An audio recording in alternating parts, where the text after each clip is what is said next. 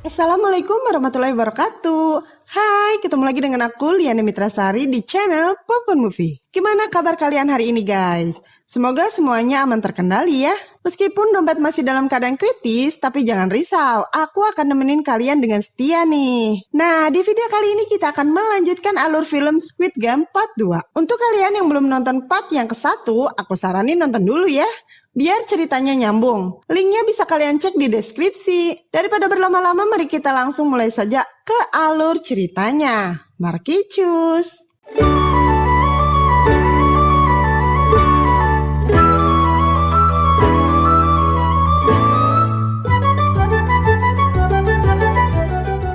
Part 2 dimulai dengan memperlihatkan para peserta yang leles lunglai karena telah berhasil menyelesaikan tantangan permainan gulali sebelumnya. Setelah capek bermain, mereka disuguhi makanan dan minuman, yaitu telur rebus dan sebotol Sprite. Terlihat Doksu dan teman-temannya yang tidak puas dengan bagiannya. Mereka mencoba mengantri kembali untuk mengambil makanan kedua kalinya. Tetapi jumlah makanan sudah disesuaikan dengan banyaknya peserta yang tersisa di sana. Karena kelakuan Doksu dan teman-temannya, peserta lain tidak mendapatkan bagiannya. Lalu, peserta yang tidak kebagian mengamuk dan mencoba menyerang Doksu. Tetapi, Doksu sebagai mantan gangster pun menghajar peserta tadi sampai tewas.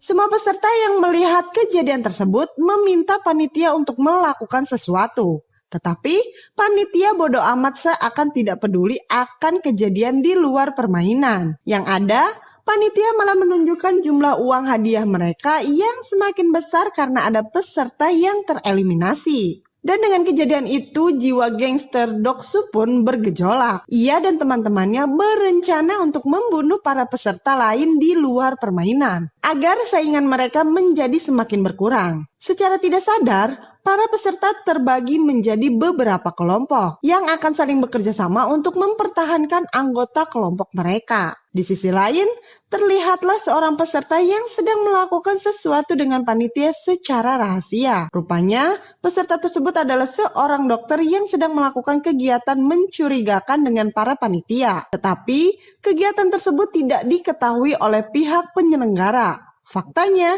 seorang dokter dan para panitia tersebut melakukan praktek jual beli organ manusia yang didapat dari peserta yang sudah meninggoy. Si dokter tersebut ditugaskan untuk mengambil organ-organ tubuh para peserta. Dan ia mendapatkan imbalan, yaitu bocoran atau informasi permainan yang akan dimainkan di tahap selanjutnya. Dengan informasi tersebut, si dokter yang juga sebagai peserta bisa mempersiapkan semuanya sebelum permainan dimulai. Singkat cerita, waktu obo pun tiba. Para peserta pun disuruh untuk beristirahat dan lampu pun dimatikan. Dan ruangan pun menjadi gelap gulita. Tetapi situasi ini dimanfaatkan oleh Doksu and the gang untuk membunuh para peserta di dalam kegelapan. Malam itu pun menjadi malam yang mencekam karena dipenuhi dengan teriakan kesakitan dan darah pun berceceran di mana-mana. Dengan keadaan ruangan yang gelap gulita, para peserta lain pun menjadi kesulitan untuk menyelamatkan diri dari serangan Doksu dan kawan-kawan yang sangat brutal tersebut. Gi-hun, Sang-woo, dan Ali pun mencoba untuk menyelamatkan si Aki Ilnam. Namun mereka tidak menemukan Aki Ilnam di kasur bututnya. Ternyata kakek Ilnam sudah menyelamatkan diri terlebih dahulu dengan pergi ke tempat yang paling atas. Lalu kakak Ilnam berteriak agar mereka semua berhenti untuk saling membunuh. Di saat itulah panitia kemudian datang dan mencoba mengamankan situasi yang sangat ruwet ini. Kayak hidup ruwet. Melihat ruangan itu sangat berantakan dengan mayat yang bergelimpangan di mana-mana. Para panitia pun memasukkan mayat ke dalam peti. Kemudian mayat-mayat tersebut dipindahkan ke dalam ruangan khusus. Singkat waktu pagi pun datang, mereka semua dikumpulkan kembali untuk mengikuti permainan selanjutnya. Dan mereka pun diperintahkan untuk membuat tim yang beranggotakan 10 orang. Si dokter yang sudah mengetahui permainan selanjutnya pun memilih Doksu dan anak buahnya sebagai timnya. Karena permainan yang akan mereka mainkan adalah permainan 17 Agustusan, yaitu tarik tambang. Sementara Gi-hun dan peserta lain yang belum mengetahui apapun memilih teman-teman terdekat mereka secara acak. Bahkan tim Gi-hun terdapat 3 orang anggota wanita dan ditambah 1 kakek-kakek tua. Alhasil, tim Gi-hun pun menjadi sasaran empuk bagi tim lainnya. Tarik tambang yang akan mereka mainkan bukan tarik tambang seperti biasanya. Mereka akan beradu kekuatan di atas ketinggian. Sehingga jika salah satu tim kalah, mereka akan terjatuh dan sudah dipastikan mereka akan meninggal. Singkat cerita, kini giliran tim Gi-hun yang akan bermain. Mereka akan melawan tim di sebelah mereka yang terlihat lebih kuat. Tetapi, Sang-woo sangat pesimis dengan skuad anggota timnya. Tepat sebelum permainan dimulai, kakek Il-nam pun membagikan trik atau jurus yang dulu ia selalu pakai saat bermain tarik tambang. Kini yang harus mereka lakukan adalah kerja sama tim dan saling percaya satu sama lainnya. Dan pertandingan pun dimulai. Di awal pertandingan, trik dari kakek Il-nam pun berhasil. Namun pihak lawan cukup kuat. Mereka pun kokosehan dan terlihat kesulitan untuk mengalahkan lawan. Sampai di detik-detik terakhir, Sang-woo pun mengambil kendali lalu memotivasi para anggotanya untuk lebih berani dan percaya diri. Lalu ia meminta mereka untuk maju 3 langkah agar tim lawan menjadi terjatuh. Di saat lawan terjatuh, mereka serempak akan menarik tambangnya. Dengan peperekatan dan sekuat tenaga yang mereka miliki, akhirnya mereka pun berhasil membalikan keadaan dan berhasil memenangkan pertandingan tersebut. Di akhir permainan dari 80 peserta, kini hanya tersisa setengahnya, yaitu 40 peserta saja. Setelah permainan selesai, seperti biasa, si dokter dipanggil untuk melakukan operasi pengambilan organ manusia. Saat itu Junho yang masih menyamar diminta oleh seorang panitia untuk ikut melakukan delivery organ manusia kepada pembeli. Di sanalah Junho melihat apa yang dilakukan dokter dan panitia lainnya. Mereka mengambil organ-organ penting dari para peserta yang sudah gugur. Organ-organ tersebut nantinya akan dijual agar mereka bisa mendapatkan banyak uang. Setelah menyelesaikan tugasnya, dokter itu pun meminta imbalannya kepada para panitia tersebut. Namun, sayangnya para panitia mengaku belum mengetahui apa permainan selanjutnya. Hal itu membuat si dokter sangat kecewa dan marah.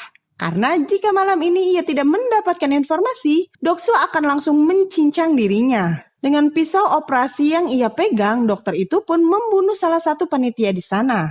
Setelah itu, ia pun kabur keluar dari ruangan tersebut, tetapi dikejar oleh salah satu panitia. Sampai mereka pun tiba di tempat permainan sebelumnya. Di sana, si panitia mencoba menenangkan si dokter karena ia tidak mau pihak penyelenggara mengetahui rahasia mereka. Namun sayangnya, keributan tersebut diketahui oleh bos penyelenggara yang bernama Frontman. Tak banyak bicara, Frontman pun langsung membunuh panitia tersebut dan juga si dokter.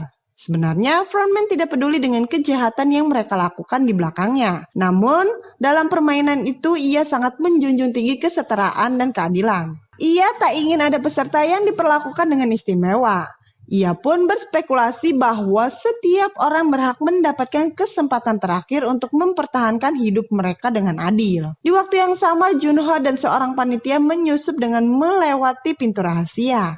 Keduanya ditugaskan untuk mengirim organ-organ tubuh para mayat sebelumnya kepada para pembeli. Tak disangka setelah mereka melewati jalan rahasia tersebut, salah satu panitia pun menodongkan pisau ke arah Junho. Ternyata ia sudah lama curiga terhadap Junho karena ia selalu bersikap aneh. Untuk melindungi diri, Junho pun mengeluarkan sepucuk pistol. Dengan pistol tersebut, Junho membunuh panitia tersebut.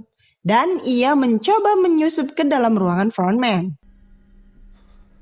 Sementara itu, Frontman dan para panitia melihat mayat panitia lain yang tertembak. Dan Frontman pun mengetahui bahwa peluru yang ada di kepala panitia tersebut adalah peluru milik kepolisian. Alhasil, ia pun mengerahkan semua panitia untuk mencari penyusup tersebut. Di sisi lain, Junho yang lagi menyusup ke ruangan si Frontman mencoba untuk mencari informasi tentang kakaknya yang sudah lama menghilang. Dari ratusan berkas di sana, ia menemukan fakta bahwa kakaknya memang pernah menjadi salah satu peserta dalam permainan tersebut. Singkat waktu, permainan selanjutnya pun akan segera dimulai kembali. Dalam perjalanan menuju arena permainan, mereka pun diperlihatkan mayat si dokter dan mayat para panitia yang lain yang tergantung di atas mereka. Pihak penyelenggara pun secara resmi meminta maaf, sekaligus mengingatkan mereka bahwa hal itu akan terjadi kepada para peserta jika mereka melakukan kecurangan. Pada permainan yang keempat ini, peserta diminta untuk saling berpasangan. Karena jumlah peserta saat ini ganjil, yaitu 39 orang, itu artinya akan ada satu peserta yang tidak akan memiliki pasangan. Saat itu tidak ada satupun peserta yang mau berpasangan dengan kakek Ilnam. Karena mereka takut permainan ini akan membutuhkan kekuatan. Karena merasa iba, Gi-hun pun memutuskan untuk berpasangan dengan kakek Ilnam. Salah satu peserta yaitu Miryong, ia tidak mendapatkan pasangan. Karena hal itu, ia dibawa oleh para panitia ke dalam suatu ruangan yang tidak diketahui. Setibanya di ruang permainan, masing-masing peserta diberikan satu kantong yang berisikan 10 butir kelereng. Ternyata, mereka akan saling bertarung memainkan kelereng dengan pasangannya masing-masing. Dan siapapun yang pertama mendapatkan 20 butir kelereng, maka ia dinyatakan menang.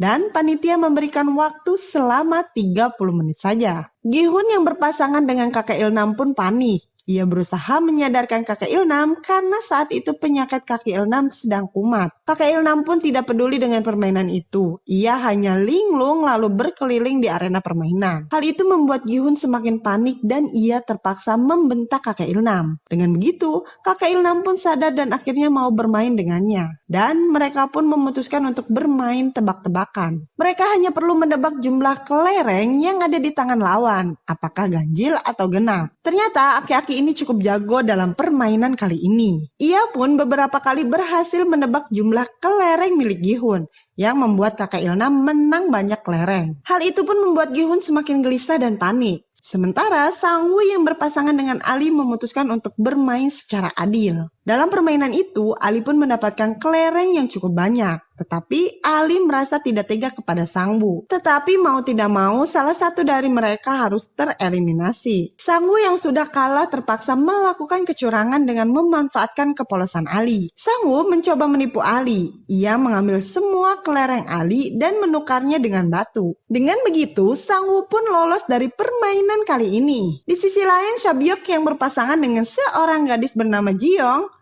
memilih untuk menghabiskan 30 menit mereka untuk curhat dong. Dari obrolannya, Jiyong pun menyadari bahwa Sabyoklah yang pantas untuk selamat daripada dirinya.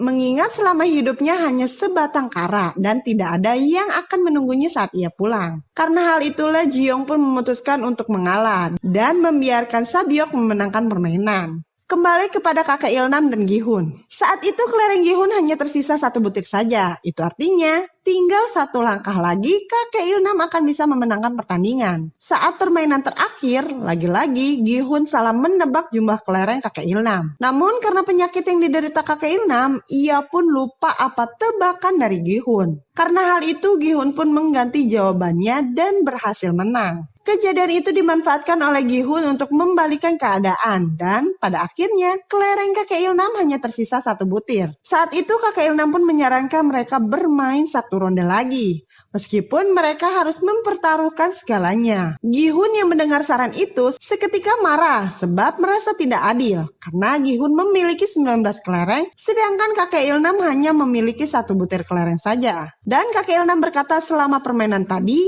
ia mengetahui bahwa dirinya telah dibodohi oleh Gi-hun. Namun, ia sengaja membiarkan Gi-hun melakukan hal itu. Gi-hun yang mendengar hal itu pun merasa sedih dan sangat bersalah. Lalu, kakek Ilnam meraih tangan Gi-hun dan memberikan satu kelereng miliknya kepada Gi-hun. Kemudian kakek Ilnam pun berterima kasih kepada Gi-hun karena sudah merawatnya selama ini. Dan berkat Gi-hun juga, kakek Ilnam merasa bahagia di sisa-sisa terakhir hidupnya. Tepat setelah mengatakan unek-uneknya, waktu pun habis. Kakek Ilnam, Ali, dan yang lainnya pun dinyatakan tereliminasi. Lalu di-headshot hingga tewas.